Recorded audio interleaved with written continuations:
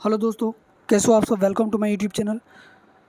दोस्तों 21 जुलाई को जो एसएससी एमटीएस का एग्ज़ाम हुआ है उसका थर्ड शिफ्ट का अभी हम लोग क्वेश्चन करने वाले हैं। तो चलिए वीडियो को शुरू करते हैं।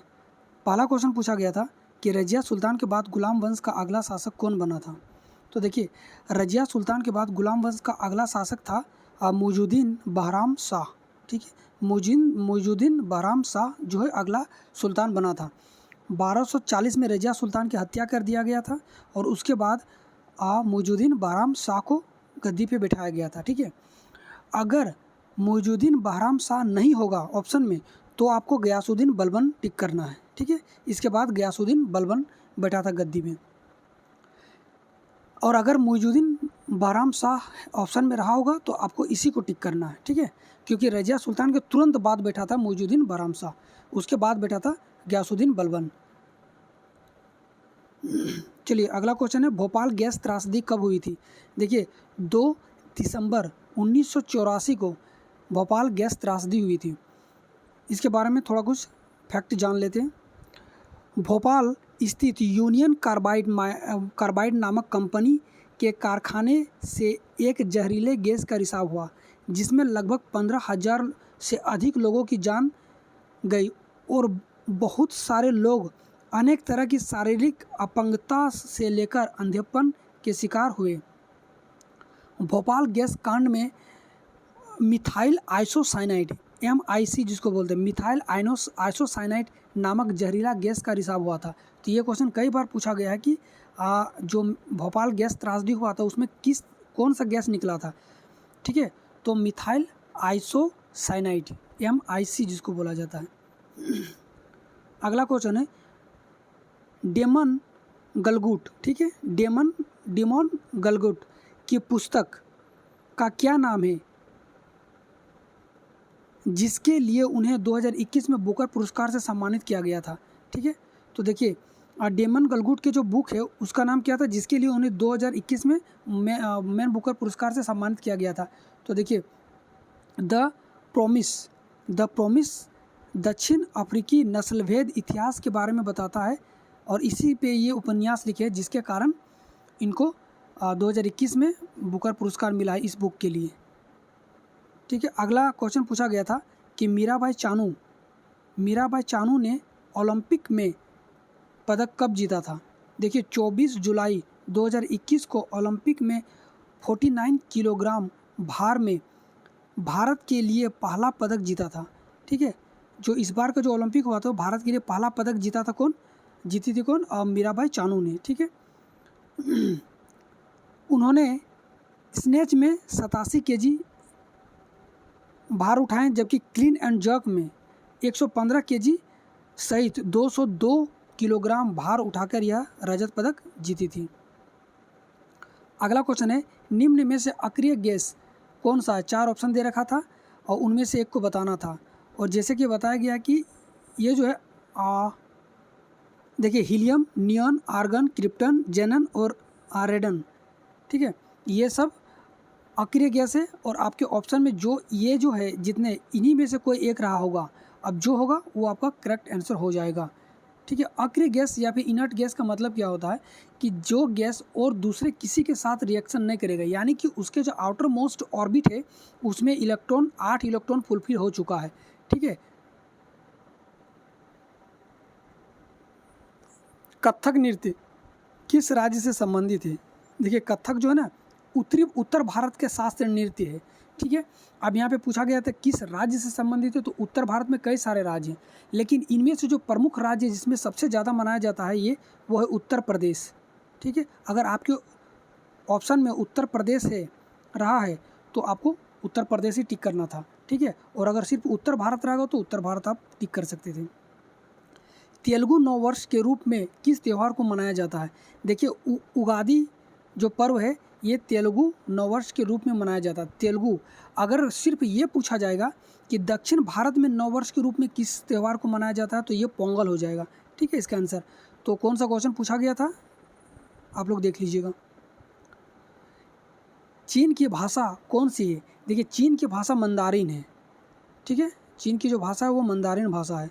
निम्न में से कौन सा देश ध्रुव तक फैली हुई है। देखिए कनाडा जो है ना वो आर्कटिक महासागर यानी कि उत्तरी ध्रुव तक फैली हुई है, ठीक है, कनाडा। तो इसका करेक्ट आंसर हो जाएगा, जो 4 ऑप्शन दिया था उसमें कनाडा उसका करेक्ट आंसर हो जाता। इसमें कंबोडिया, चाइना और भी क्या क्या दे रखा था देश का नाम, तो उसमें आपका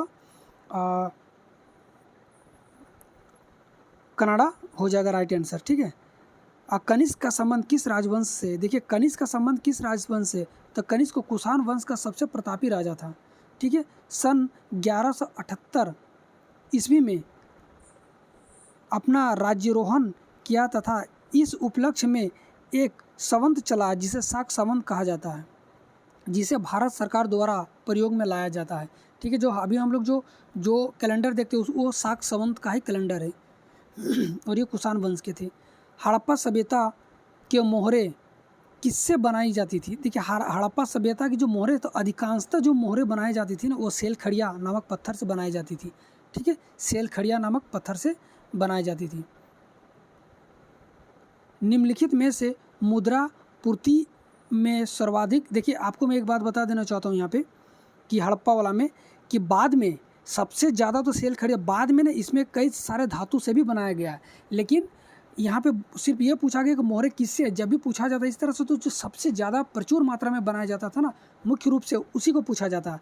तो अगर आपके ऑप्शन में सेलखड़िया होगा तो आपका ये होगा, और अगर नहीं, ये अगर ऑप्शन में नहीं दिया तो आप लोग प्लीज़ कमेंट में बताइएगा कि इसका ऑप्शन में क्या था, ठीक है। ऐसा बात नहीं कि हड़प्पा सभ्यता में धातु से नहीं बनाया गया था, धातु से भी बनाया गया था, लेकिन वो बहुत कम प्रचलित मात्रा में थी, ठीक है। तो जो सबसे बड़ा होगा वो सबसे ज़्यादा होगा वो सेलखड़िया हो जाएगा इसका आंसर। निम्नलिखित में से मुद्रा पूर्ति में सर्वाधिक तरल माप है।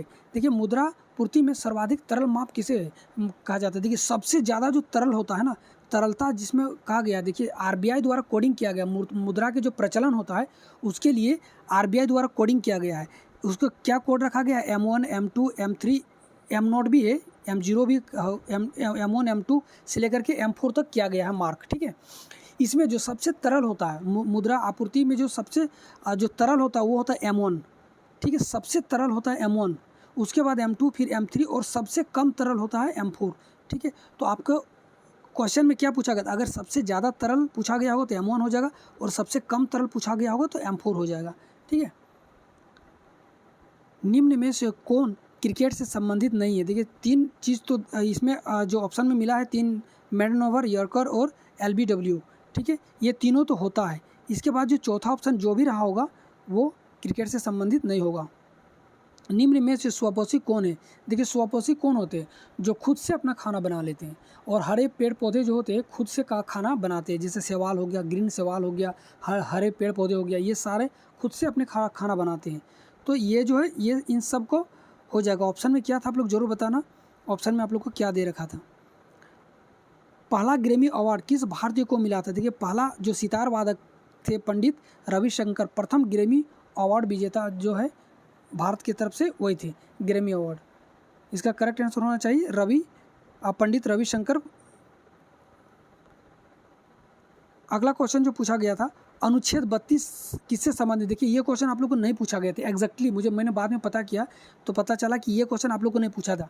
देखिए क्वेश्चन सही है, क्वेश्चन जो क्वेश्चन अनुच्छेद 32 किससे है और ये आंसर जो लिखे वही सही है, करेक्ट है, लेकिन आप लोग को नहीं पूछा गया था। आप लोग को यही क्वेश्चन था, लेकिन किस तरह से हम बता रहे हैं। देखिए यही क्वेश्चन, सेम क्वेश्चन आप लोग को पूछा गया था। मौलिक अधिकार के उल्लंघन के मामले में कोई पीड़ित सीधे कहाँ जा सकते हैं? और ये मौलिक अधिकार को आर्टिकल 32 में लिखा गया है, ठीक है, बताया गया है, और ये डायरेक्टली सर्वोच्च न्यायालय जा सकता है। अगर किसी व्यक्ति का मौलिक अधिकार का हनन हो रहा है और अगर उसको मालूम है कि मेरे मौलिक अधिकार का हनन किया जा रहा है तो डायरेक्टली सुप्रीम कोर्ट जा सकता है, ठीक है, सर्वोच्च न्यायालय डायरेक्टली सर्वोच्च न्यायालय में अपील कर सकता है वो। यही सेम क्वेश्चन है जो कि यहाँ पे, लेकिन ये थोड़ा सा इसका लैंग्वेज चेंज है। जो बच्चों ने बताया गया कि कोई बच्चे होते हैं ना कि वो क्वेश्चन याद नहीं रहा तो डायरेक्टली बता देगा आर्टिकल 32 में मौलिक अधिकार के बारे में बताया गया और इस हिसाब से बता देते हैं। तो आर्टिकल 32 ये भी गलत नहीं है, आप लोग इसको देख लीजिए कि आर्टिकल 32 किससे, तो संवैधानिक उपचारों का अधिकार होता है। अनुच्छेद 32 जो है एक मौलिक अधिकार है जो भारत के प्रत्येक व्यक्ति को संविधान द्वारा मान्यता प्राप्त अन्य मौलिक अधिकारों को लागू करने के लिए सर्वोच्च न्यायालय के समक्ष याचिका दायर कर सकते हैं, ठीक है। तो यही वाला क्वेश्चन था जो, ठीक है। उसके बाद है मौसम एल्बम इज़ रिलीज्ड बाय, देखिए मौसम एल्बम एल्बम जो है ना, ये सोनू निगम के द्वारा रिलीज़ किया गया था। ठीक है, सोनू निगम इसका करेक्ट आंसर हो जाएगा। स्त्री पुरुष तुलना किसकी रचना है? देखिए ताराबाई शिंदे के द्वारा एक लिखित ये पुस्तक है, स्त्री पुरुष तुलना। ताराबाई शिंदे जो कि 1850 से लेकर के 1850 में जन्मी थी और 1910 में इसकी मृत्यु हो गया था। एक नारीवाद कार्यकर्ता थी जिसने 19वीं सदी के भारत में पितृसत्ता, अभी जो हम लोग पितृसत्ता ही होता है जिसमें पुरुष प्रधान जिसको कहा जाता है, और जाति के का विरोध किया था। ठीक है, अभी भी हमारे समाज में जाति प्रथा, जाति जो है अभी तक बहुत ज़्यादा चल रही। वह अपने प्रकाशित स्त्री पुरुष तुलना, महिलाओं और पुरुष के बीच एक तुलना, मूल रूप से 1882 में मराठी में प्रकाशित की गई थी। ठीक है, तो ये जो है इसका करेक्ट आंसर हो जाएगा ताराबाई शिंदे। अगला क्वेश्चन है मौलिक अधिकार के उल्लंघन के मामले में, जो अभी मैंने बताया मौलिक अधिकार के उल्लंघन के मामले में सर्वोच्च न्यायालय डायरेक्ट हम लोग जा सकते हैं, इसको आर्टिकल 32 में रखा गया है। ठीक है, प्रेस की स्वतंत्रता पर रोक कब लगाया गया था? देखिए प्रेस की स्वतंत्रता पर रोक कब लगाया गया था, जैसे कि बच्चे द्वारा बताया गया है कि जितने भी ऑप्शन था सब 1900 में था, 1903 था, 1919 था, और लेकिन अगर आप लोग 1919 था तो अभी तक हमको एग्जैक्टली इसका आंसर नहीं मिल पाया है। ठीक है, 1800 के लगभग में लॉर्ड कुछ था नाम उनका, जिसने ये पूर्णतः इस पर रोक लगा दिया गया था, लेकिन ये 1800 में था, लेकिन बच्चों द्वारा बताया गया कि 1900 के लमसम में कुछ है। तो 1900 में तो ऐसा कुछ मुझे मिला नहीं अभी तक, मैं एग्जैक्टली बता रहा हूँ क्योंकि हिस्ट्री मेरा बैकग्राउंड नहीं रहा है तो मैं एग्जैक्टली नहीं बता पाऊँगा। तो ये देखिए अनुच्छेद 19 प्रेस की स्वतंत्रता को बताता, अनुच्छेद 19 प्रेस की स्वतंत्रता को बताता। और एग्जैक्टली आप लोग अगर किसी बच्चे को या फिर जो स्टूडेंट दे के आए हैं अगर उनको मालूम है कि इसका करेक्ट आंसर क्या है और ऑप्शन क्या था, जैसे कि 1900 सा बता रहा है, तो आप लोग प्लीज़ बताइएगा इसको। ठीक है, सुजलाम 2.0 अभियान 2022 से क्वेश्चन पूछा गया था। तो ये क्वेश्चन जो पूछा गया था एग्जैक्टली ऑप्शन नहीं मिल पाया मुझे। तो विश्व जल दिवस 22 मार्च के अवसर पर जल शक्ति मंत्रालय द्वारा, किस मंत्रालय द्वारा? जल शक्ति मंत्रालय द्वारा। और कब? जो 22 मार्च 2022 को लॉन्च किया गया था इसको। तो उसी दिन ने धूसर जल, ये धूसर जल होता क्या है? जैसे कि हम लोग जो घर में यूज़ करते हैं जल को, जैसे कपड़ा धोने, नहाने, बर्तन धोने, इन सब काम में जो जल दूषित हो जाता है, उसी जल को फिर से इसको सही तरीक़ा से यूज करने लायक बनाना।